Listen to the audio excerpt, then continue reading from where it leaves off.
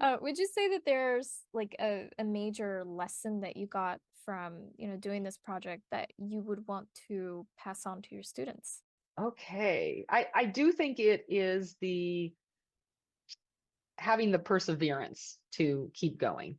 That would be the one thing that I would always want to pass on to my students because, well, as students, I hear just generally a lot of, I haven't painted for a while, or I don't know what to do next. And there's just a lot of doubt, which is Mhm. natural, right? We all have doubt. It just the different doubts change, but I think that's natural. And so I think it's a good lesson to them that these things are possible, that you Mhm. can do it. Yeah. Yeah. Yeah, that's very inspiring. It's very motivating as well because oh, I think so much of, you know, for example, like painter's block, right, or artist block, as they like to say, is Hmm. fear. Hmm. I think Oh, it's for sure. For yeah. sure. Yeah, Yes. especially when Yes. it's, someone who's Yes. just starting out or someone who maybe doesn't see themselves like they're quite at the level that they want to be at. I think it's so easy to Hmm. just give up or put Hmm. it away for a Yes. while. Um, Yes. Yes. yeah, yeah. So I think, yeah, trying something a little bit intimidating, it can, really push the person to Right. go for it. Yeah. Right. I have discovered for myself now that I'm done with the project, Hmm. I don't know. I've done a couple different sizes since. I've been working on an 18 by 24 and a 24 by 30.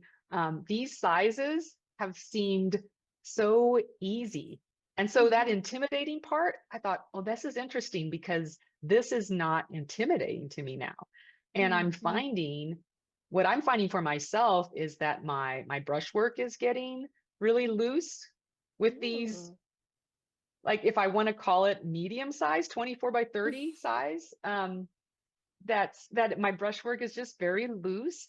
It doesn't feel like the fear is gone a little bit. I'm not saying it's not there ever, but it seems easier. Right. And I think that has to just be a coming off of that large size and going to something maybe more average, what we would normally paint in the studio. Yeah. Yeah. I was actually gonna ask you if, when you said yes to the project, were you scared? Oh yeah. Oh yeah, I was. I was. I'd be lying if I said I wasn't. But I I've always been intrigued by challenges to a certain extent. Hmm. So I looked at it that way. I looked at it as a challenge that I wanted to try.